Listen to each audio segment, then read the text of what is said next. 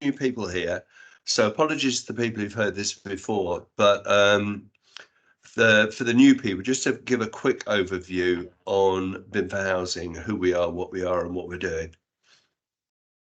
Yeah. So also, if I just put the context of what we're trying to do here, is we've got a lot of people that are actually going through the process, or they're about to go through the process, or in the case of Ben Blackwood, who I hope Ben's on with us. Are you here, Ben? Ah, okay. So we need to chase Ben up. Ben's one of our panelists. We're not doing very well, are we? Well, okay. you just carry on, mate. Yeah, sure. Yeah. If you could chase Ben up, Richard, in the background. Yeah, I'm just doing that, George. You just carry on.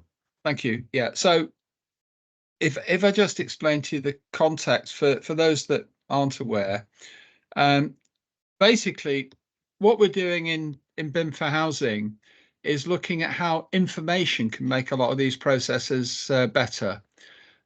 So what we're doing, the focus really even of today, is to look at what information we have to provide to satisfy the gateways.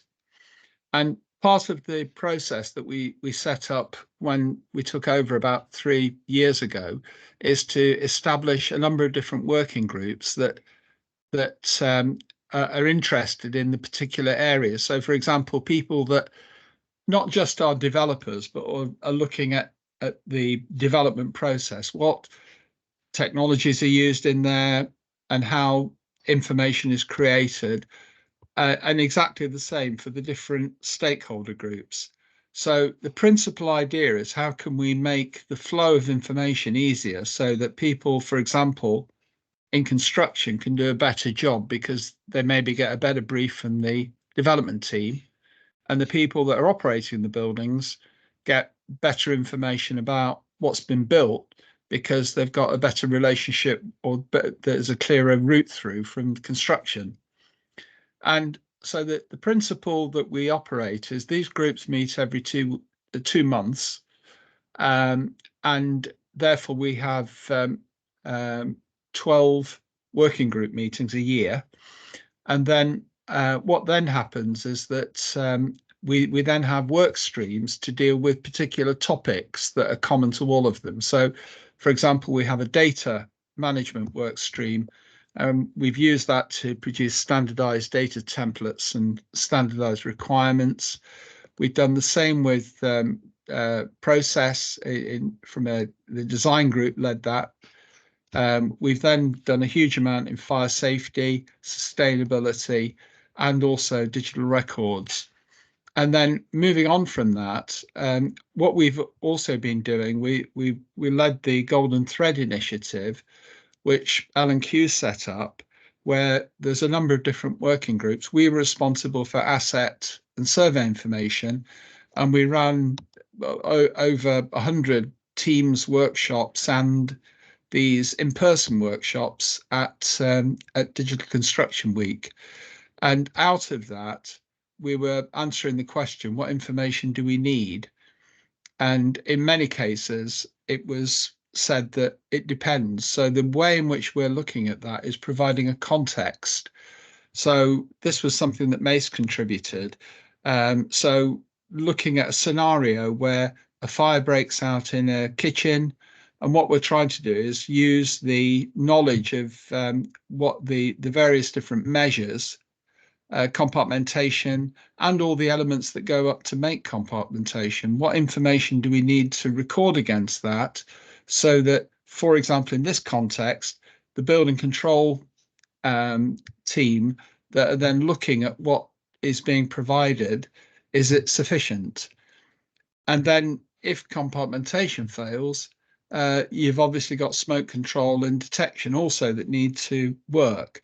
So the message here is that no matter how good the fire doors are installed, unless the rest of the compartment is similarly done well, then that's an issue.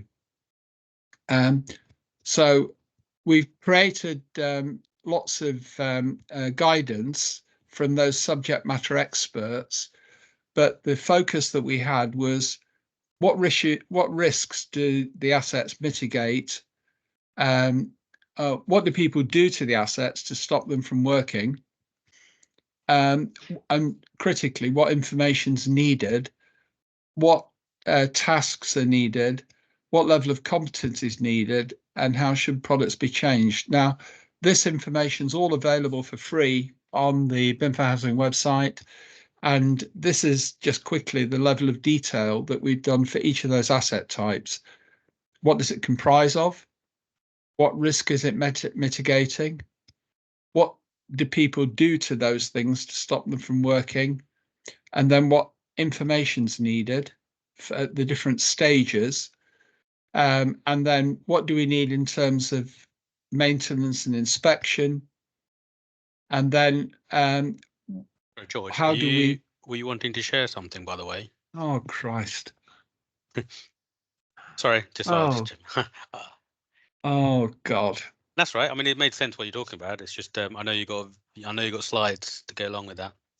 Thank you very much, Daz. I'm no worries. Frustrated that. Okay, I'm not going to go through it again, but we've got a video for this which I can talk you through.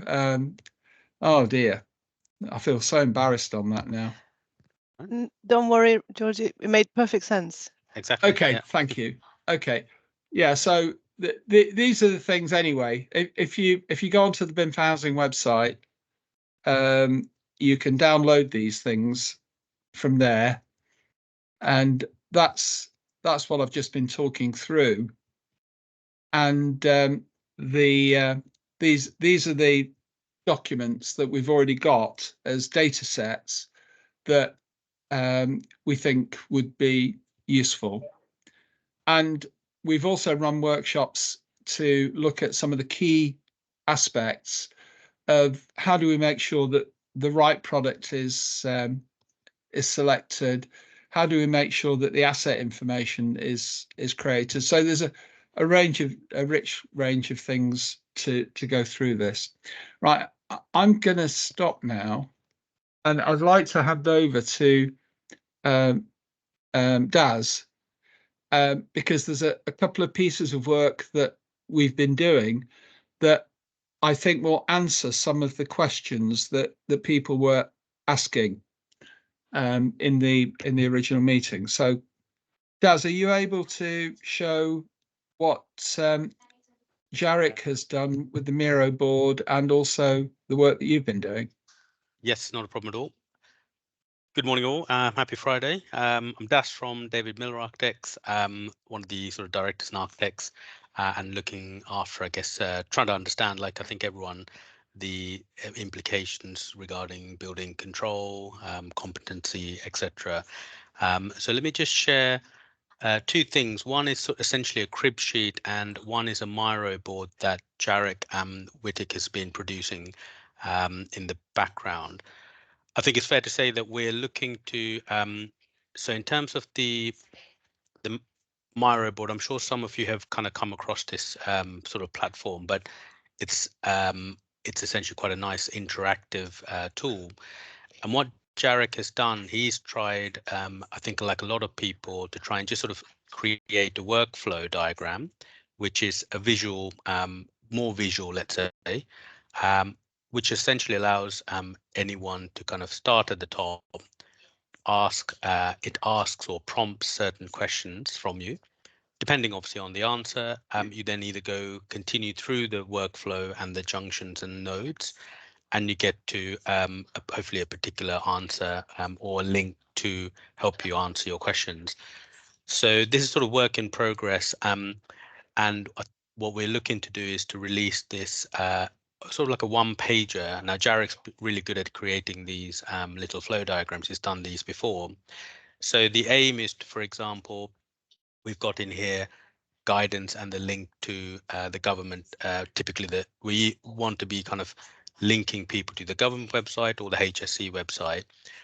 For example, guidance about how do you define and measure the height of the building.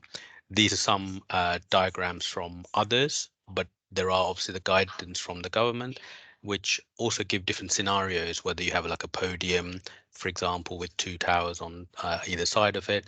So we will be looking to ensure that those links are put in there to help people navigate even that simple thing about, well, where do I measure the building height from, and what happens when you got different, let's say, actual physical separations between different owners, different tenures. Going on further on, I won't go through this in total detail, but the idea is that, let's say you go through the Gateway 1, we've tried to put in links which are available. For example, again, the government has this sort of planning application questions tool that allows you to kind of almost have pre-apps about it. We've tried to understand what the costs might be. Then you go further into Gateway 2. What are the submission requirements maybe, again, that we are aware of. Clearly, we're all kind of learning, but that's the aim of this diagram. And the idea really is to kind of produce like an A3, A4 PDF, which is as clear as we can make it in a workflow diagram. Alongside that, I've been doing this, I'm sure like a lot of yourselves have as well, just trying to create a crib sheet that is something I've been using to kind of update the team internally within David Miller Architects and within the BIM for Housing community. So here's a lot of various bits of information that I've extracted. And I think the reality is that this, I've got a couple of sheets where I've kind of looked at, well, what constitutes a high risk building? When does it get triggered? Obviously, we're coming to the April kind of deadline in terms of commencement. And then a little bit about kind of the kind of diagrams that I mentioned. And finally, about the process itself. We're trying to get our head around things like the principal designer, the competency requirements, Regulation 38, which George I'm sure will allude to later, which is a great sort of essentially, I guess, a checklist to help both the PD under the building safety and maybe the kind of the appointed person, etc. So, like I said, I wasn't going to go through in detail, but the aim when we had the meeting last week is really to collate that. I think in reality, it'll probably be Jarek's workflow and I'll feed into it. Something that we can issue as a file note to the wider team and I guess all those involved here. And I guess the reality it'll be sort of version 1 because it'll evolve. But it's better, I think, to get something out there to help people answer some of those simple questions, which we think are simple, but obviously have nuances, and also hopefully guide them into the right documentation, say published by the government or the HSE, which I think is the best kind of people to point at, I guess, in terms of making sure we're not necessarily relying on third parties, which may be an interpretation again as well. So that's hopefully that gives a bit of an overview. We're also working with people like local authorities from a building control application point of view to try and understand and engage with the kind of regulator about an example. One example which I can give you is local authority has obviously lots of blocks. Some of the people who are living in those blocks are tenants. Some of those are leaseholders. Now, if that block falls within the higher risk building category, how does the local authority go about kind of improving their envelope, for example, as part of the net zero or decarbonisation requirements? So do they have to, for example, an application for every single time, let's say a home becomes free because a tenant is vacated, and then what happens to the ones which are leaseholder owned because it's their choice? The local authority doesn't have power over them as such, especially if it's, for example, in a conservation or a listed building or a block, because typically you're going to have to do things from inside in terms of insulation, ventilation improvements, etc. So that is, I think, the scenario that is common to housing associations, local authorities. So we've just kind of drafted a little one pager to be able to share with the regulator to kind of say, can we have a discussion which they seem to be open to in terms of talking about scenarios, not about the answer or how we submit something, but about the scenarios that we are faced with to deal with both decarbonisation requirements and meeting the regulation that have come in. So we'll keep you up to date in terms of the feedback from those discussions as well. But that's over from me. I'll hand back to Richard and George. That's great, Daz. Thank you very much. Also, we are going to be setting up a work stream around Jarek and Daz's work. If anybody's interested in joining that, put your name in the chat and we can get in contact with you shortly. Just to say, our meetings are recorded and we get high point notes done after those, which are usually sometime next week, which you'll all be sent along with the link to the video. But we do use the chat because anything put in the chat is captured and is included within the high point notes. So it's there for posterity. Could I just say one of the key things about these meetings is the knowledge that we're all looking for and the direction that we're all looking for is actually in the community that we've got, because the most of the answers can be, or the questions can be answered by somebody in this community. So what we're trying to do is provide an environment where people can share their knowledge, and we try and capture it and structure it. I mean, we're all volunteers, by the way. Nobody's getting paid for this, and we don't charge for anything. But we're doing this on the basis of having the collective knowledge and wisdom of the industry, but trying to organize it. Because if all of you are asking questions of maybe, building control people like Andrew, it'll be overwhelmed. Whereas if we can discuss things, organize the questions in a sensible way, then it means that we can do this in a more achievable manner. Yes, Andrew. I totally and utterly agree. It's the element of information circulation that we have missing at the moment, and I think that's the whole strategy of Gateways, is to start the process early and keep that flow going through the project. And we struggle with keeping that information and getting it, and all of what you've said is exactly what we need. And I did put my hand up as during Daz's introduction.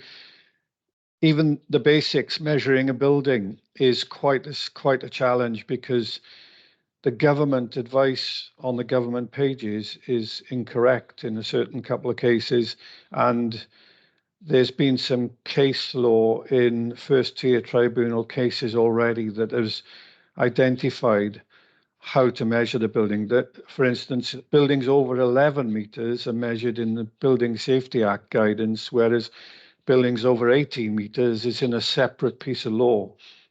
So I think some of these are absolutely critical. They're black and white. Yes, no, you are high risk building, and no, you're not a high risk building. So I think it's extremely important to get some of these initial decisions and values clarified up front, and then the process of transferring information is critical to not only us to approve the projects and yourselves to actually manage them to deliver a safe building. So I totally agree with all of what you've said so far. Excellent. Well, now's a good time probably to introduce the panel. We have a panel of 4 distinguished industry figures. Andrew Thomas, who you've already heard from, Tom Spencer, Ben Blackwood, and our own George Stevenson. So would you each like to give a quick minute or two just to explain your background and your take on the Gateway submission situation? Andrew, obviously we've heard from you, but just many people won't know who you are. Sure, I found out about the meeting just 5 minutes ago, so you did very my well, my newness. I'm a building inspector. I've been a building inspector in both local authority and approved inspectors, or the building control approvers, as they will now be called. I'm a registered building inspector, class 3H, which deals with high-risk buildings. The new system is finding its feet, it has to be said, with the building regulator being the only point of call for higher risk buildings. So you won't deal with a local authority whatsoever on those bases. I'll be appointed into a multidisciplinary team to apply building regulations on behalf of the regulator. That's the way the system will work. It's not ideal at the moment because Gateway 1 is entirely planning, and then Gateway 2 and 3 is building regulations. So there's a gap there. There's a difference in knowledge bases, and I'm being realistic and say that the planners simply consult with the building regulator. They don't verify any of the information. They just collate it and pass it straight on to the BSR. Whereas in Gateways 2 and 3, I think there's more of an involvement with the building control registered building inspector. So it's a new process. It will start on April the 6th, but the registration of high-risk buildings happened back in October last year. So there's something like 15,000 buildings that are on that register, and they will all be dealt with by the BSR. So that's quite me. a job. Thank you. Quite a job. Thank you, Andrew. I'm glad we found you. Ben Blackwood. Hi, good morning. Yeah, my name's Ben. I've been I've done a Gateway 2 application now, or we've done 2 actually. But the 2 buildings were effectively, you know, blocks E and J, so they're very similar to each other. So we, you know, in the traditional process, they would have been 1 application. So you know, but under the new Gateway 2 process, they have to be 2. So there's a lot of commonality in the documents. So, you know, knowing that we would be one of the first, we've been working quite closely with the BSR over the last year on the portal and the beta testing and so on. And that's been going quite well. Also been doing the beta testing for about 18 months on the safety case system. So got some good feedback on that, and working through.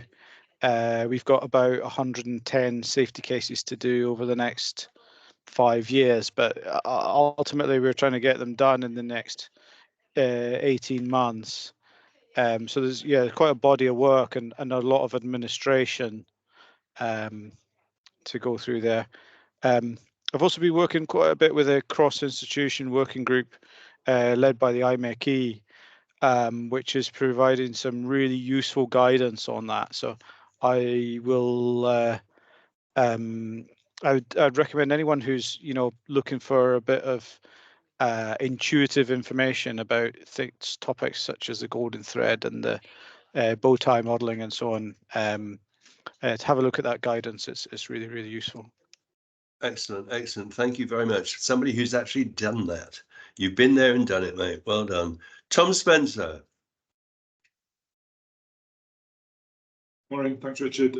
I'm Tom Spencer. I'm head of building safety at Stockport Homes. I suppose I'm coming at this from a slightly different angle.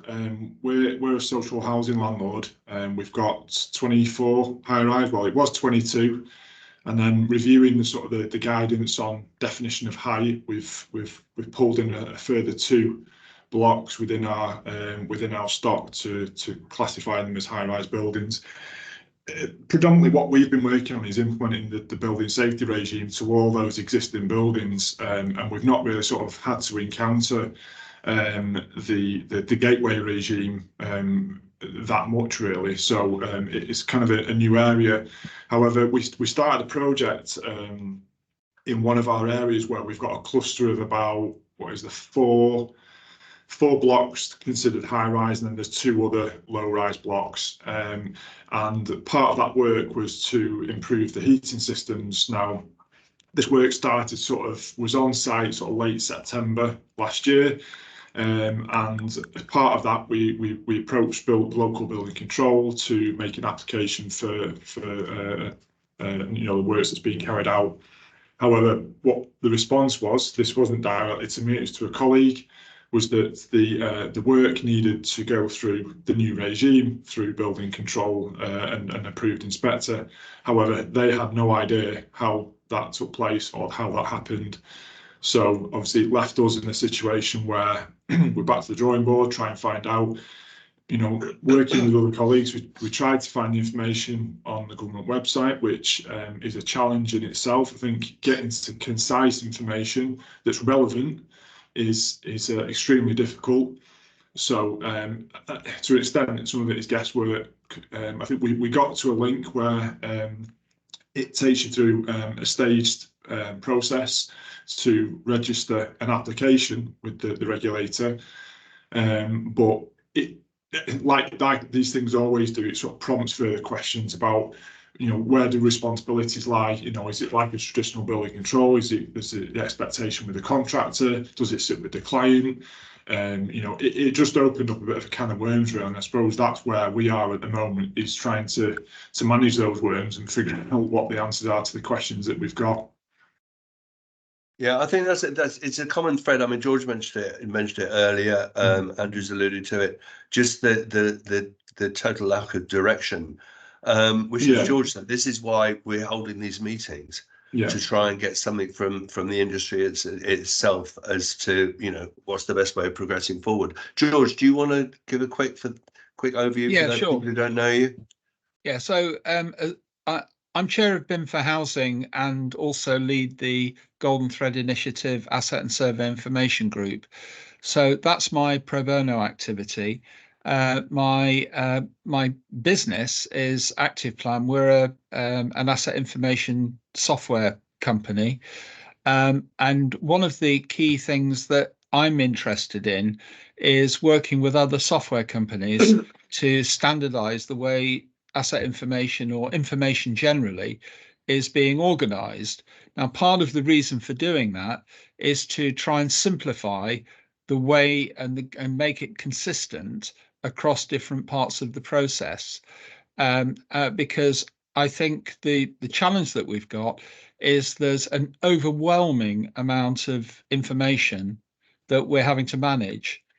And if, for example, you present something to maybe a principal designer or to a building control expert to say, look at this to see whether my proposition is safe, it's just too much if we don't have that structured and organized. So that's what we're doing really with other software companies, to try and standardize the way information is structured. And Daz just mentioned earlier the work that we've been doing on Regulation 38, for example. In principle, people, you might think that Regulation 38 is fairly clear in terms of what information is being gathered, but we've not come across any project, any client organization who really has got good quality information handed over from construction teams. And part of the reason for that is it isn't adequately specifically specified. So what we're trying to do, the industry, we think, is willing to provide the information. We just got to glue it together and have better organized information. So that's really what I'm trying to do in terms of this. So that's where we can perhaps contribute. And this is just to follow on what George has said. This is why we don't define BIM as building information modeling. We define BIM in BIM for Housing as building information management, because that's what it really comes down to, isn't it? Okay, just before we go into, we've got a number of questions and issues raised by people before the meeting. But there's just some interesting stats that Pete Patton from L&Q has sent through, which I just wanted to throw out there first. I'll share my screen. And can you see that? Yeah. So 170 Category A and Category B applications. Now, a lot of people have been quite confused about what Category A and Category B are.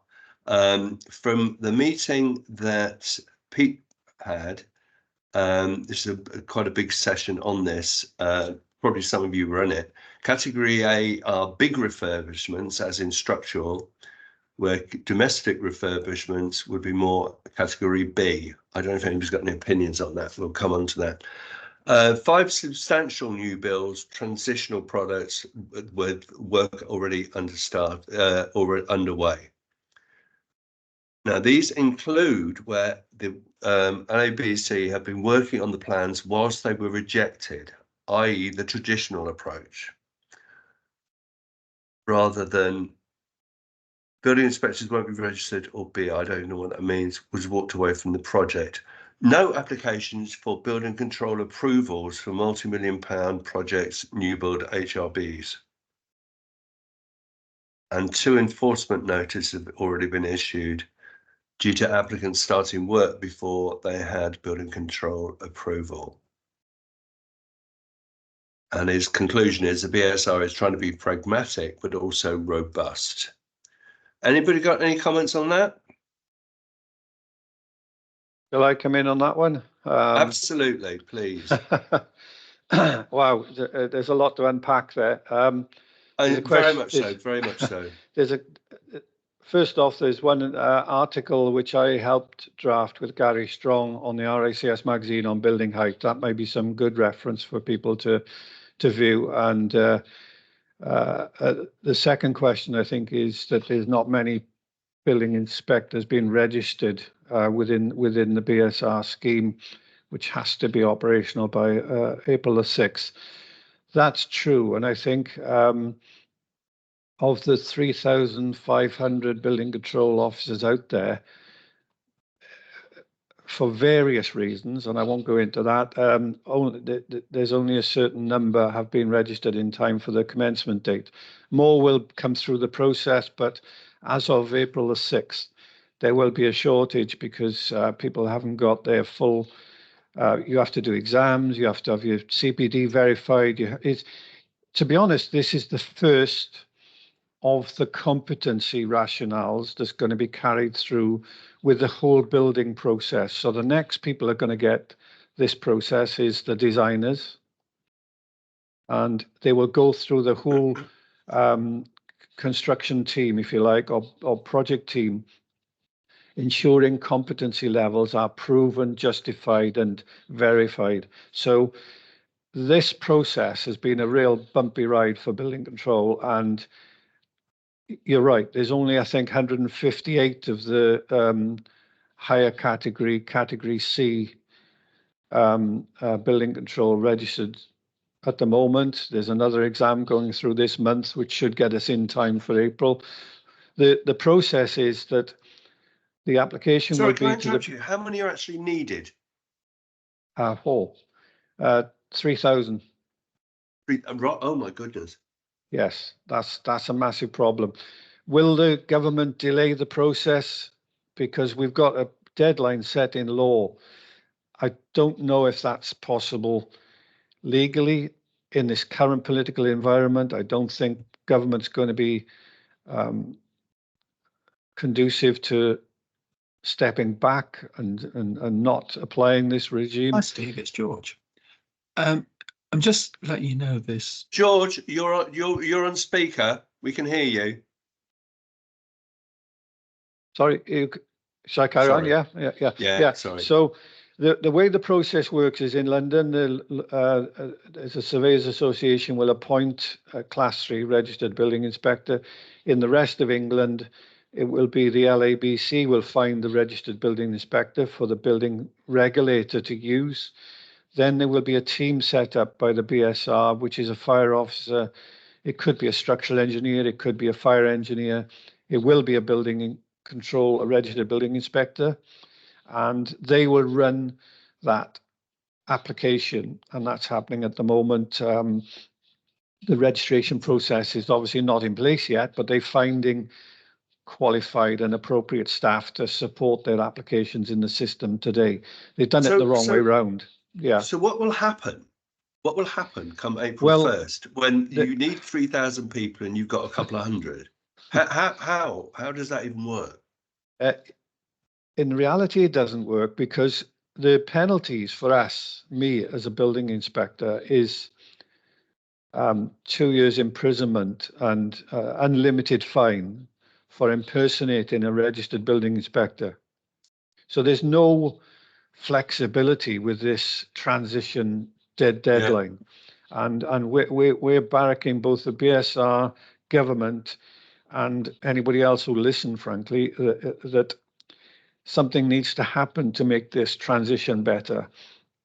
I don't know how they're going to do that, but something will have to happen, because the reality is we'll have to stop inspecting, which will mean stopping house building being signed off, and that becomes a massive governmental issue at the very smallest level. There's a lot more to it than that. So it is an issue, and we've only got what, 5 weeks left.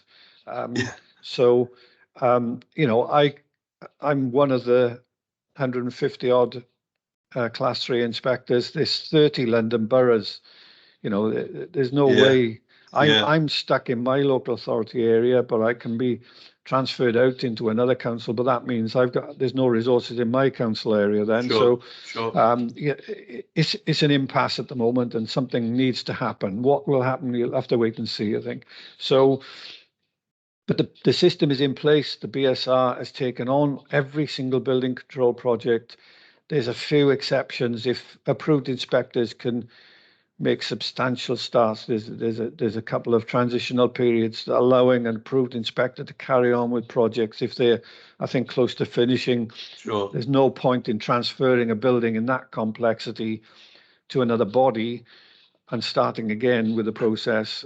So those have been allowed to transition, but it's a pretty strict regime that the BSR has set up, and they are finding their feet, to be honest. They've not done this before, so they're asking for advice, and they are being quite pedantic and strongly system based to try and tick all those boxes. And you're right, sure, you can't register unless you've got a principal designer, principal contractor, and you need to. It's this blame culture motivation is that we need to identify all the parties involved first, and then understand how they're responsible for their individual roles. So I mean, even if you alter your home at the moment, if you just put in a small extension, we need to know the principal contractor and the principal designer.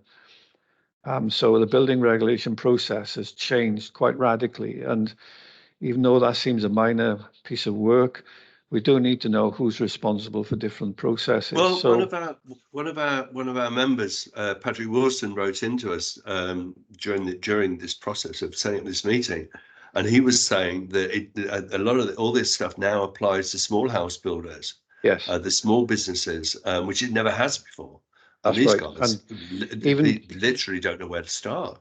Exactly. Even that we've got to make a statement of how high the building is, because I could have a small internal alteration of a flat on a high-risk building, and I would have to refuse that and transfer that to the BSR. So they'll be dealing with window replacements, boiler replacements, electrical certificates. Every single project on a high-risk building has to go to the BSR. So there's quite a, and I noticed the comments about major refurbishment works and minor works. This is one of the strategies the BSR has used to try and tease out what information packages are required for understanding that process. And those definitions are quite, well, we've got, again, another question that came in. We can't do anything about what the government's doing or what the rules are. What we can do is to try and understand them and work and understand among ourselves, which is obviously, as I say, the point of this meeting. So let's try and get through to some of the questions that people have written in. One of which, well, firstly, have any of the panel got anything to say about what Andrew's already just said? No. Okay, well, let's start on some of the questions. And one of those raised by several people, they're not Tom understanding had his hand up what. a moment ago. Oh, Tom Sorry? Spencer had his hands up a moment ago. I don't know if Who he had did? a question. Tom. Me, Tom Richard. Tom, sorry, I didn't see. No, not it's okay. It's all right, and there's a lot of people on this. I just wanted to sort of clear up what Andrew was saying about sort of the applications on, I suppose, non-high-rise buildings. Are you saying that every application now has got to go through the building? Well, it's got to go through the building control process, but who determines the height of the building and whether it qualifies to go through the regulator? Would that be an inspector like yourself? It's part of our application form. You can't submit an application form to building control now without a statement of building height. And Right. we give a reference to where the legal definition is. Right. As I say, be cautious of the government website, because in a recent first tier tribunal case law, the government advice was wrong. And one party said that it wasn't a HRB, and the court found that it was. So it's a very strict definition, and it's an expensive definition, because the consequences of being above that. For instance, you include a basement if any part of the ceiling is not below ground level. Now that's a weird definition point, but if you've got a ramped, say, basement, part of that ceiling is not below ground level. Right. So even a ramped stairwell down to a basement level would mean part of that ceiling is not below ground level. Therefore, the basement is counted as one of the stories. So that brings in all 6-story buildings with a basement. Yeah. Yeah, well, I mean, that's sort of the problem we had with the 2 buildings I mentioned earlier, that they've got sort of subfloor levels, if you like, but they've got double access, so you can access from what we call the ground floor, which is where the flat levels begin, but then you've got 2 subfloor levels, which we call -1 and -2, so you can access from both sides. And the thing we've looked at is where the fire service would access as well, and they were coming from that -2 exit entrance. So yeah, I think that's the critical point. There are about 6 different methods of measuring a building. And apologies for that, but that's the reality of it. In different sources of law, there's 2 versions in the building regulations approved documents. There's one in Regulation 7, for instance, of the building regulations. There's one in the Building Safety Act. There's one in supporting documentation to the Building Safety Act. There's one for planning. There's one. So all of these vary, and they've all got slightly different definition terms.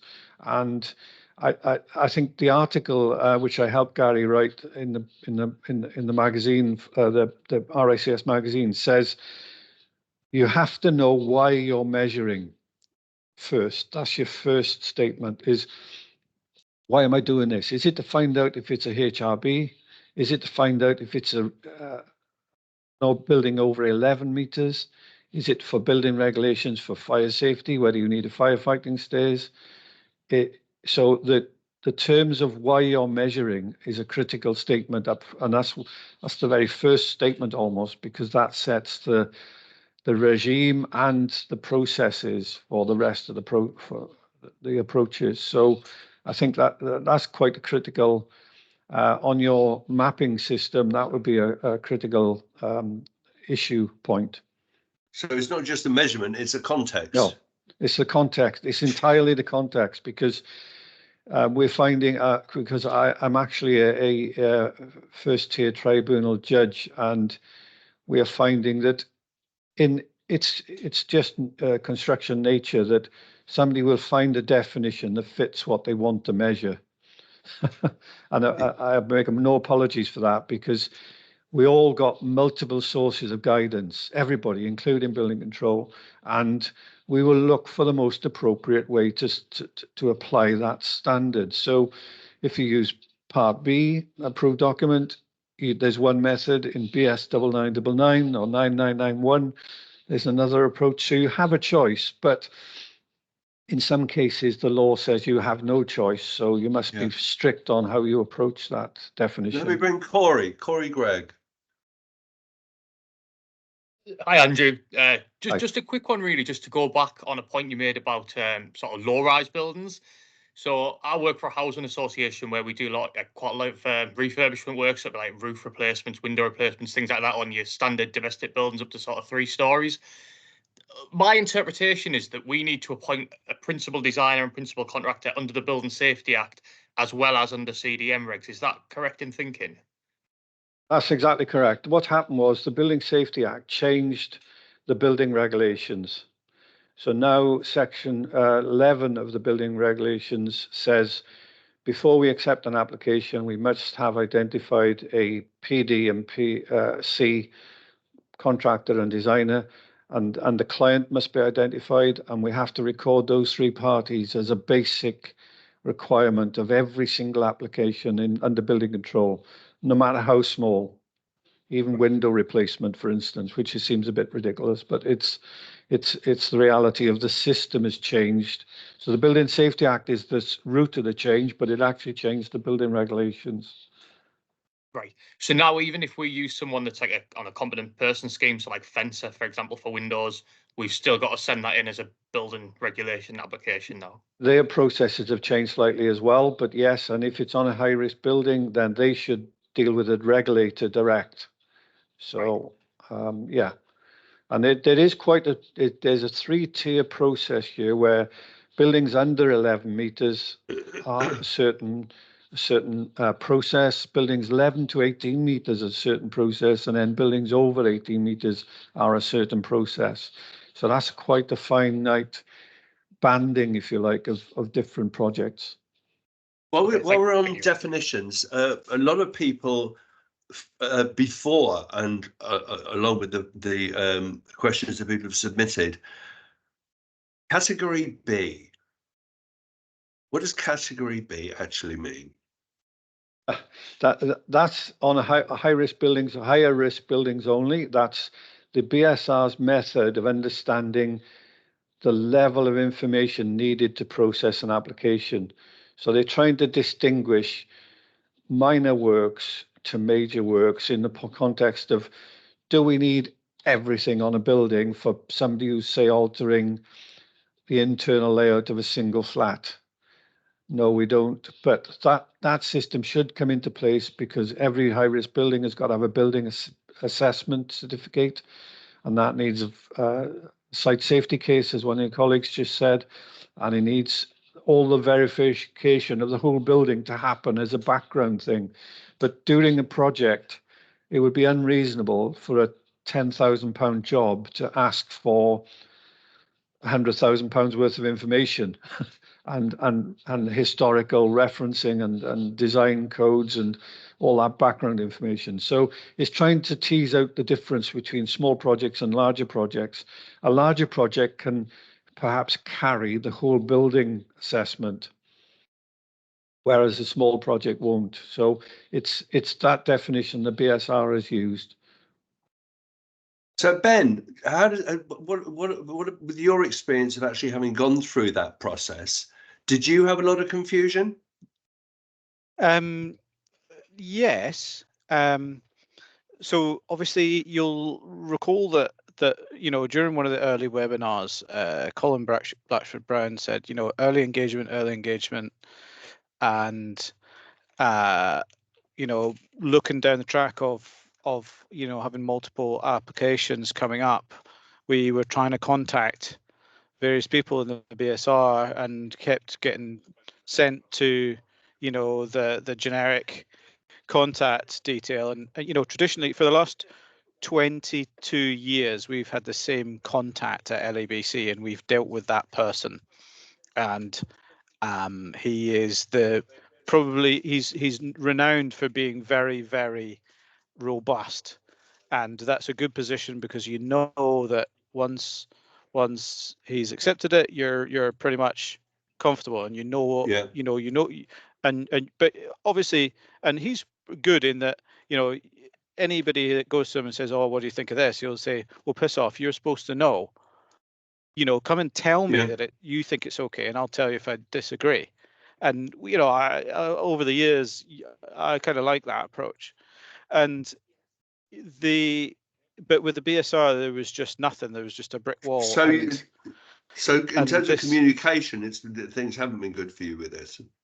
No, and we've been told that there isn't an early engagement route, so that's gone. Right. So, okay.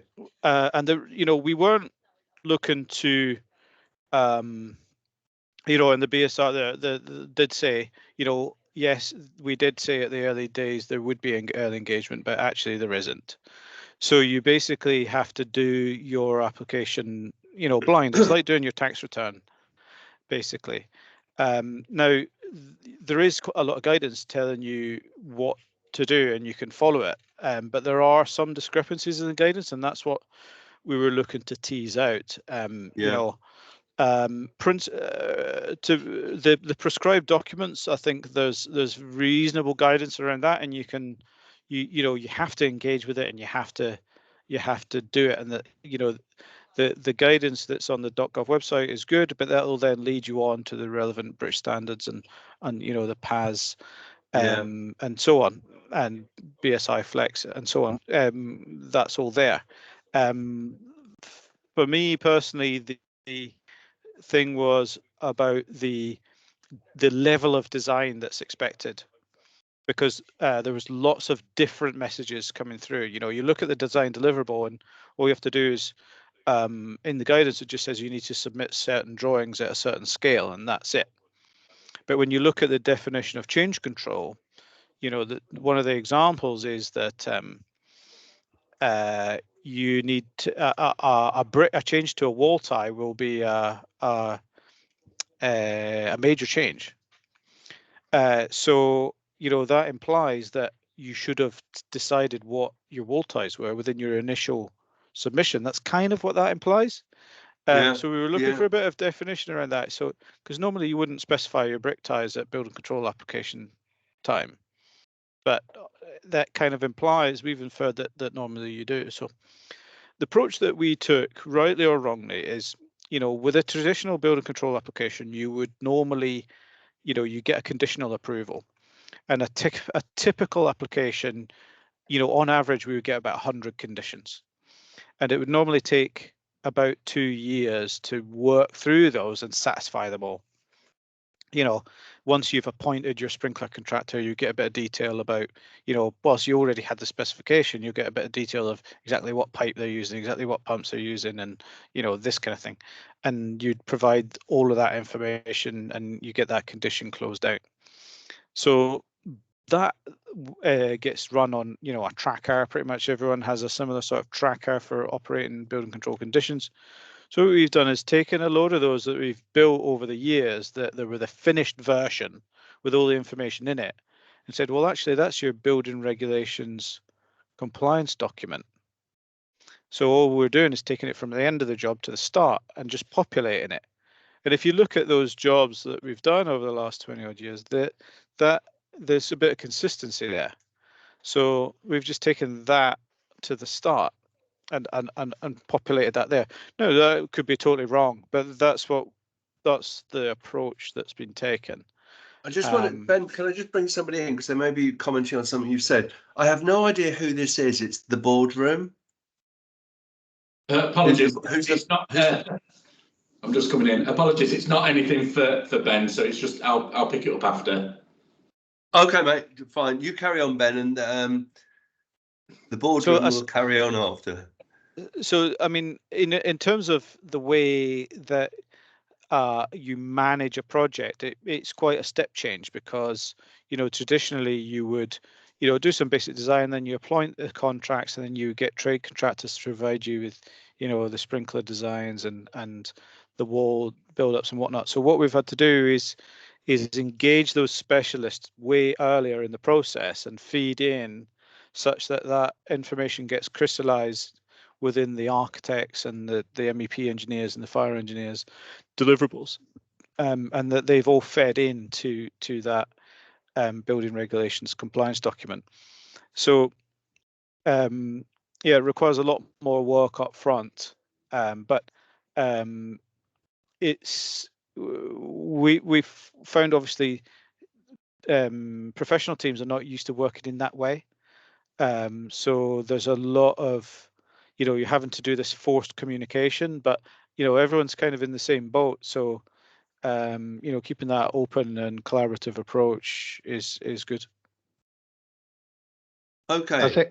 I think Ben's spot on there, because it's a culture change. I think that's the driver behind all of this, is to move the whole process at an earlier stage. Because in one way, by the time building regs got an application through, there was a lot of things already fixed and decided and very difficult to change. So some of my clients, when I was working with approved inspectors, I would go in on planning stage and do an initial assessment with them at that stage. But the BSR wants that clearly designed up front, and that's not the normal design process, as Ben says. And it's a change for the client to appoint consultants earlier in the process. It's transforming the way that design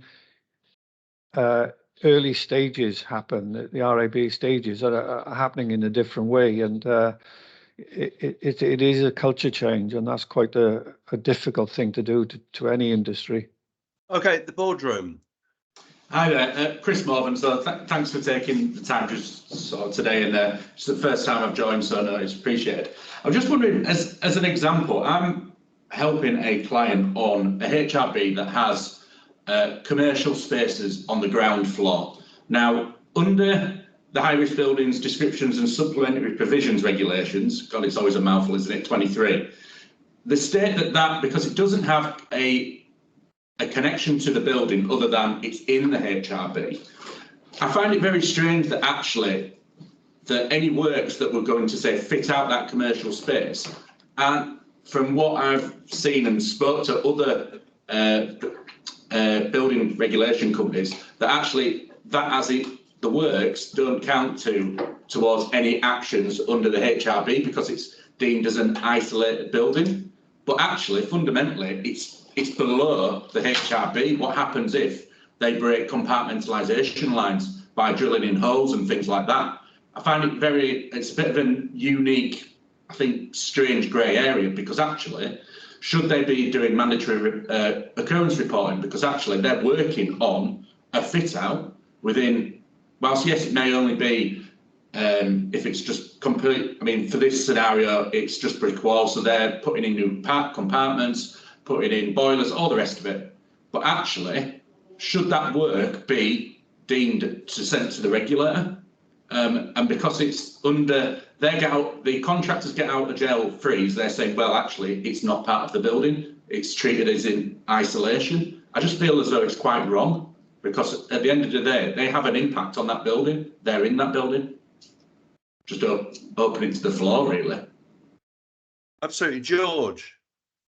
Yeah, I was just going to say, I was inspired by what Ben was explaining earlier, because I think it feeds into the work that the other tier one the tier one contractors have been discussing, and that is that the design work, in particular contractor design portion, which broadly means that the design carries on into construction in typical state. Most of the large tier ones are now saying that that should be done during work stage 4, or maybe even earlier. Because if you don't do that, then it opens up challenges in terms of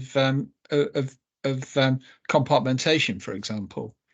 And I think what you're saying, Ben, is that you've got effectively some approved designs, as it were, that work, that you're then able to articulate in that way, and presumably, therefore, it makes it a lot easier for somebody in building control to then verify that it's working. Am I right? If only we had some consistent designs that we could apply, and I think that's where we will ultimately go. But realistically, what we've had to do in the short, and we are doing that at some discrete level, in terms of brick supports and balcony detailing and that kind of thing. But more broadly, we would have done a building control application traditionally at stage 3, and then you would work through stage 4 and 5, and you wouldn't really get your final approval, your design stage approval, until the end of stage 5, realistically.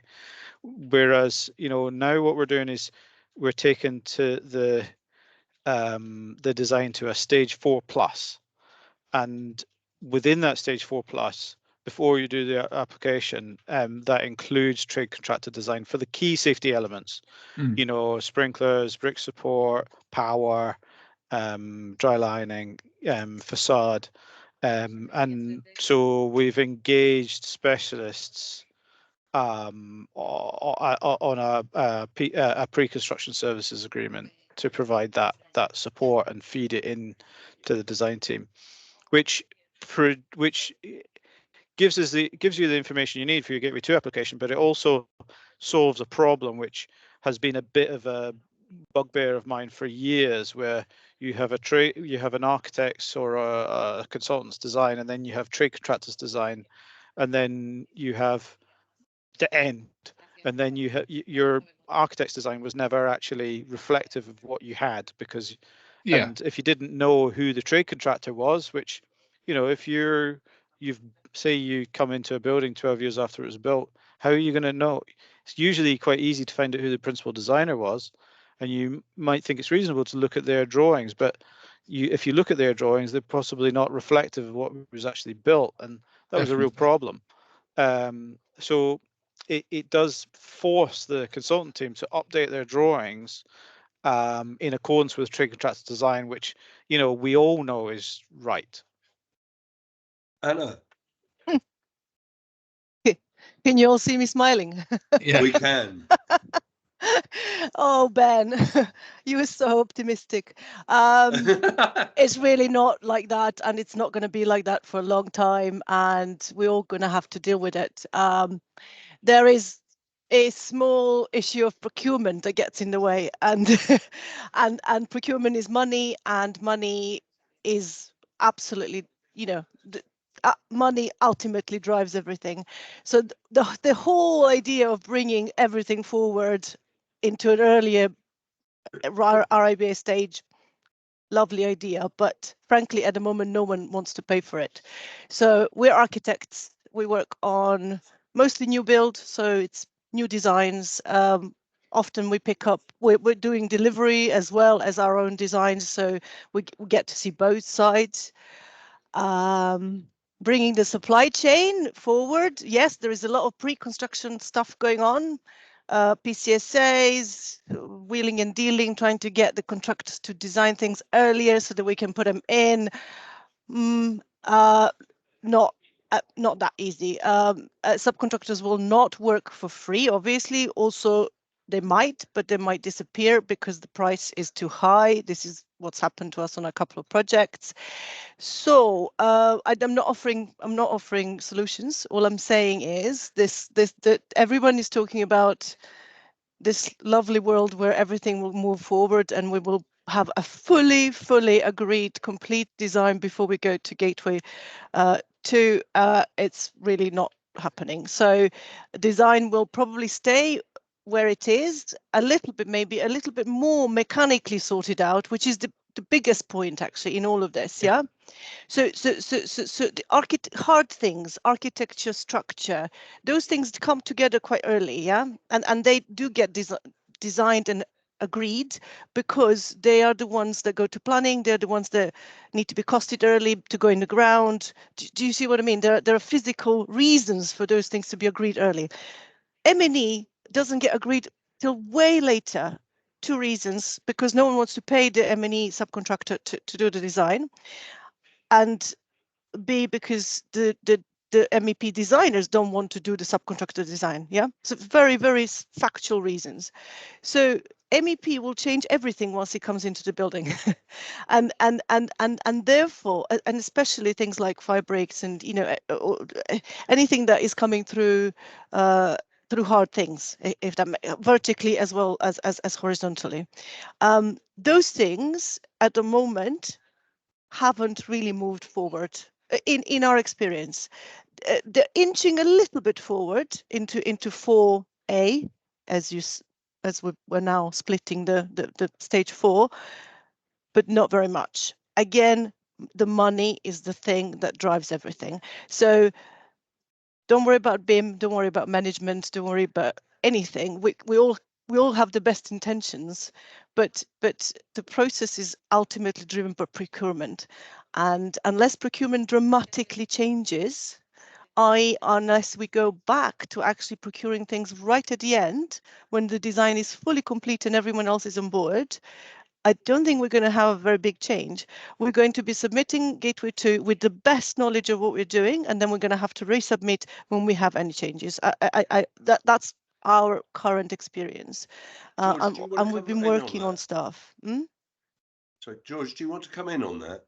Yeah, I was just going to say, Anna, you and I have had this conversation in the past, and Yes. I'm very sympathetic with your pragmatic way of looking at it. The only other thing I would say, though, is that the risk to tier 1 contractors of perhaps of problems with compartmentation in particular, and I think so from the feedback that we've been having, obviously you're quite right that the M&E, leaving the M&E design too late, therefore you've got compartmentation already being built and installed before the M&E solutions are picked. Absolutely. So now we know that some of the big tier 1 contractors are actually they're walking away from work because they consider that the risk to them of ending up building something that then becomes unsafe or that can't be demonstrated to be safe is just too big.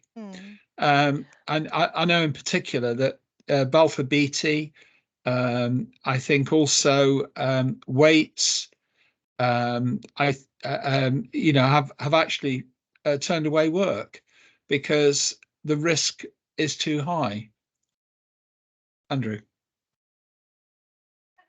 I think, yes, I think both Anna and Ben are right. I think, as Ben is doing at the moment, we have to educate the BSR to evolve into the next phase. Building industry has to move forward. We have to get through this impasse and this process change. It won't look like the golden thread, I think, that everybody dreams of. I think that the perfect design at planning stage is well, I've never seen one, and I doubt anyone will ever have a completed design with every detail at Gateway 1. So I think we need to educate both the design teams and the BSR how the process can work well.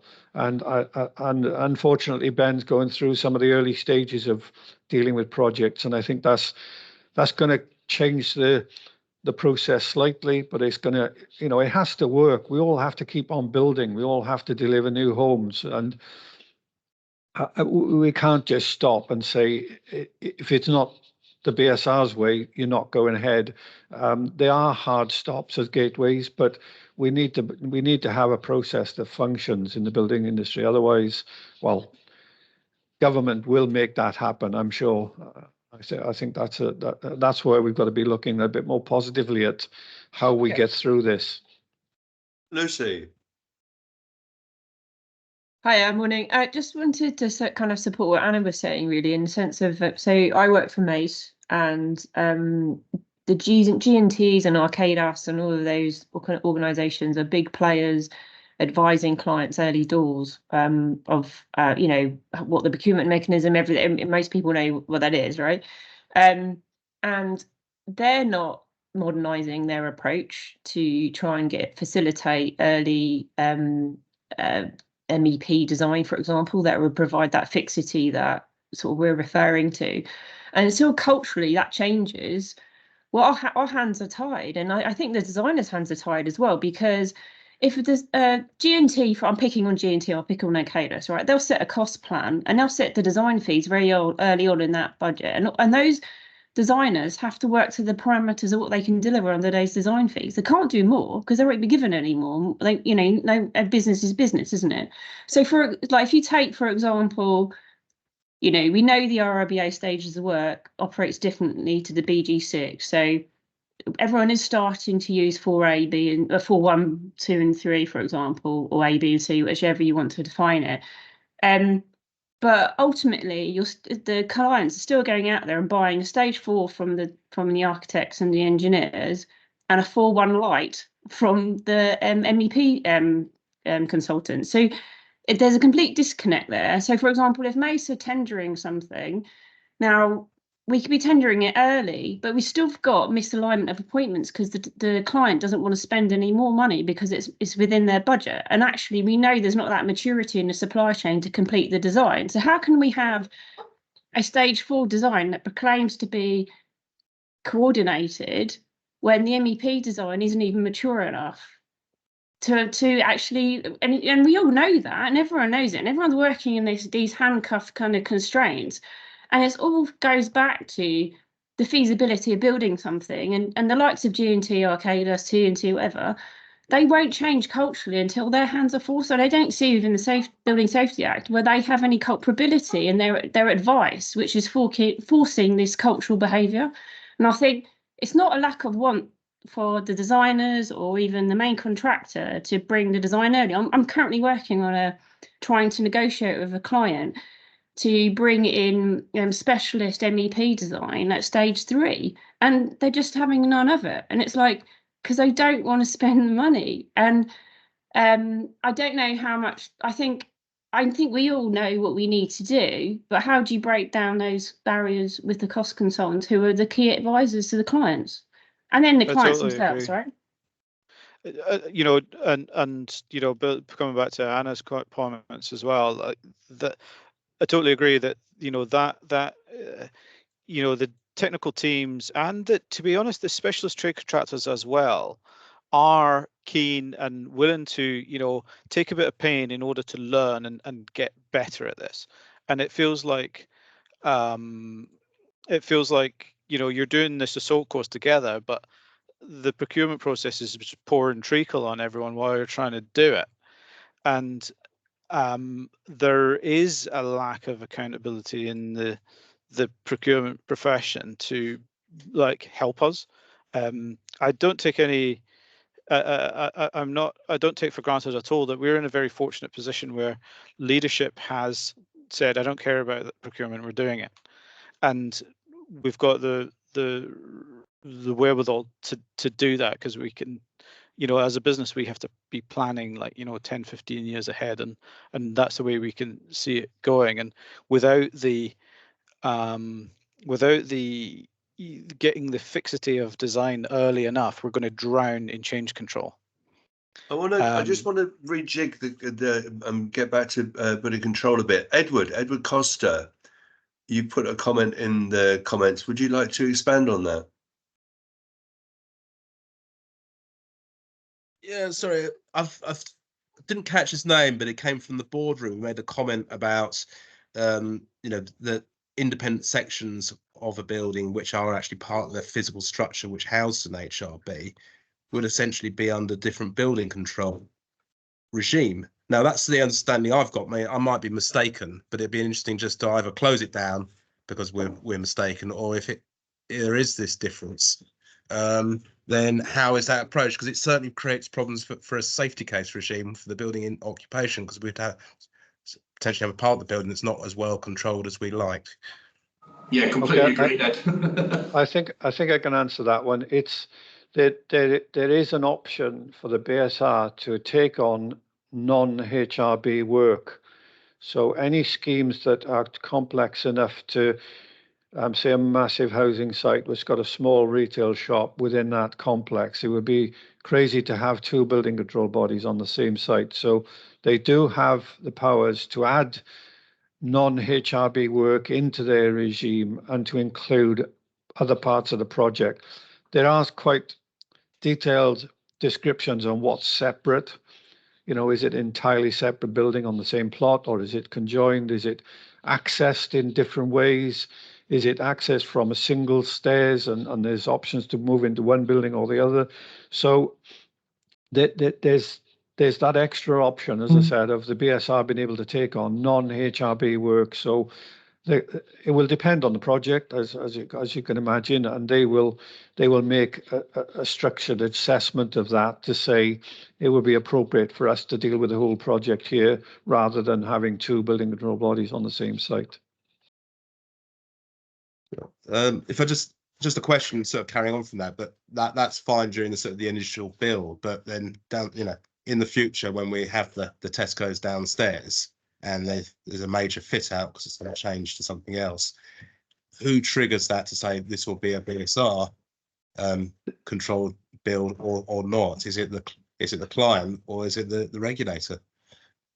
It's the client should know that they've got a HRB, but the building control body as well, the local authority, if that's the first point of call, will have a list of all of their HRBs in their area, and they would then refer that to the BSR if they think that's the correct route. So it is nearly everything in this whole process is the client's responsibility to know, to appoint the principal accountable person, to appoint a design team that's competent.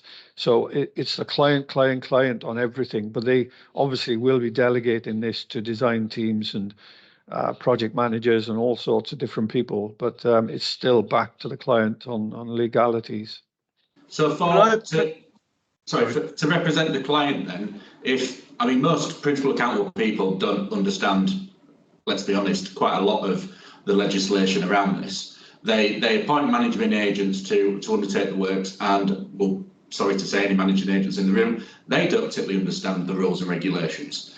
So going back to that point of that singular fit out of a shop or anything like that, to be safe than sorry, is it purely then a confirmatory letter to your local planning authority and let them decide?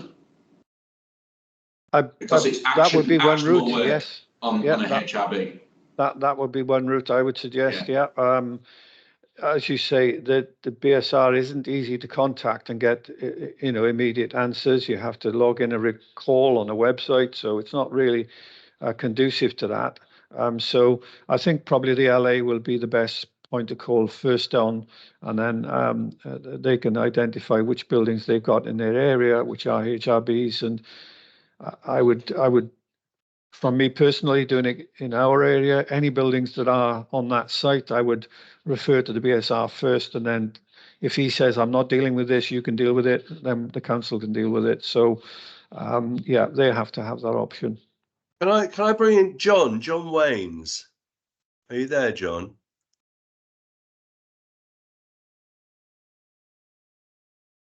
John's put in the chat that he's the application failed on the first. So I thought it'd be interesting to hear his experience, but I think he's gone or making coffee. Rob Handley's got his hand up. Yeah, George, just let me get there, will you? Sorry. I didn't know if you said. Yeah, I know, and so can I now. Rob. Hello, gentlemen and ladies. I'm going to team up with Andrew because I'm from HNO. We're an approved inspector, smaller one, so don't shoot the messenger. It was just regarding the comments about Tesco's and so forth on the ground floor. So my understanding is very similar to Andrew. I didn't know the bit about that the BSR could accept and carry out the building control function there, but my understanding or our understanding is that you can go to, it's not a in-scope building or in-scope work, so therefore you can go to an approved inspector, as is at the moment, or a local authority if you're building control. My grey area is whether you, if you start, and Andrew might be able to answer this or add into it, if you're doing fire safety works or works to the elements that means of escape, lobbies, so forth that go into the building, if you're affecting those, then they become in scope, in my opinion. If you're not doing that, if you're not affecting the fire safety, if everything's just linked up to, I don't know, sprinklers coming through and so forth, if you're not affecting any of that, you can go to your regular building control body, local authority or approver. This needs to be tested, no doubt. There'll be some cases on this, but the issue is the building is registered, so therefore the BSR has entirely full responsibility for the building. So if there's any effect on the fire safety measures in the HRB part, certainly that will be in scope work, and it affects the golden thread of information, so it should do. And you know that's a pretty clear one. The completely independent ground floor shop or car park, whatever, is probably more of a grey area. But the building is registered. That's the problem. Is not that for that address, the local authority have no jurisdiction. We can't take any enforcement action. We can't carry out due process. So that's when the BSR would be the first point of call. So I think, as I said, that will be tested in law, no doubt. Somebody will push that definition to the limit, and we shall find out further when that happens. Yeah, I think that we've got one client who has been told the building isn't in, or just to muddy the water even further, say the building isn't in scope and it can come through us, but we disagree. We think the building is in scope and we put it on our forum, so it's messy in that way as well. But I agree, but that's my understanding. And the little bit about getting the information from the BSR may prove tricky. Again, resources and so forth. Let's not go any further on that. Is to get for the gentlemen that are asking the questions, to get that confirmed. That would be great to have, wouldn't it? That the BSR give the nod each time, so you've got that on record. But our understanding is that might not be happening at the moment. It might well be, and that might be the case, but that might be the part of the test as well. So that's just my input anyway. No, that's great, mate. Thank you very much. Right, we've got about 5 minutes left. So is there anyone on the call who's actually had experience of putting in these applications that they'd like to share briefly with us? Anyone at all? Okay, so I'm going to hand over to the panel. You've got 1 minute each to sum up where we've got today. Andrew, you go first. Okay. I think you made a point at the early part of the presentation. Regulation 38, there's a schedule of information that will be required traditionally at the end of the project, but I think people are starting to process that information up front in even Gateway 1, parts of it, B5, fire brigade access. And I think that's a starting point. I think if people can look at those pieces of information and see whether they're available and put that in a package up front, I think that's a starting point to this whole process and will tick a lot of boxes in the BSR's requirements. Thank you. Tom?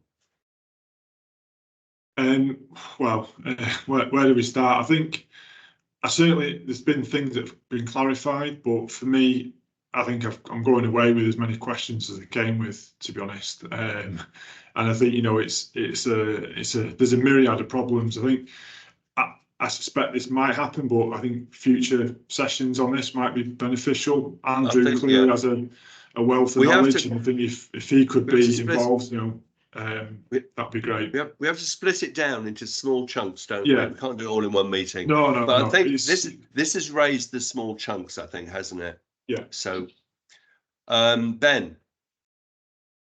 I think obviously, you know, so I was talking to a senior figure in the industry recently, and they said, so you know, Gateway 2 is basically going to be a bit like CDM. We made a minor change and appointed a different consultant, then carried on doing what we were doing before, and it was all fine. And yeah, that couldn't be more wrong. And I think, you know, there's a real, at the moment, you know, having gone through the Gateway 2 process, it's massively inefficient because we're all just trying to find our way, and you know, BSR included. And it's basically created a 2-year gap in our construction work. So our construction team have got nothing to do for 2 years, which is a huge problem. And I'm sure that will be felt throughout the industry. But you know, we've grabbed it with both hands and doing the best we possibly can. And you know, we acknowledge that we're going to have to do things differently. Just trying to do things the same and expect a different result is categorically insane. So we've grabbed it with both hands, but we do feel that there's, you know, that huge inefficiency we have to learn from. And you know, the BSR are allergic to templates, and they don't want to mandate things. But you know, I think it would be good for us to discuss, if we all start doing the same thing, it's going to be more efficient for us and more efficient for the BSR, and by default they will adopt them. And you know, Ben, I'm going to have to cut you short because we're going to run out of time. Cool. But just to what you're saying, absolutely true. This is part of what we're doing. It's about standardization right the way through the process. George. Absolutely agree with what Ben's saying there, and that would feed in perfectly to the work that we want to do in terms of making sure that the information is standardized. So I'm very keen to do that. The other thing I would say, and Richard's going to shout at me now, but what we're finding here is that we've got a community that have been asking questions and getting answers from each other. Yeah. Now, one of the ways that we've never managed to do this successfully in Bin for Housing for whatever reason, but in another group we have done it, and that's using WhatsApp. So I'm just wondering whether, just for this particular purpose, if people are interested, we could set up a WhatsApp group so that people can ask questions and then maybe other people can answer them. I don't know, maybe not WhatsApp, but that might be a mechanism to do it. If you think that would be a useful thing to do, maybe just put your name in the chat to say that you'd like to join a WhatsApp group to just discuss these sorts of ideas. Ongoing communication, you're saying, really? Yeah. The point about WhatsApp is it's immediate. Yeah. So that isn't replacing what we're doing on maybe you know, future sessions like this, which I think are invaluable. But it might be that, you know, the question that you know, somebody asks, somebody else has got the answer to.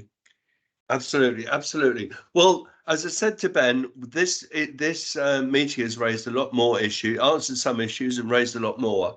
I think that's going to be the case for some time.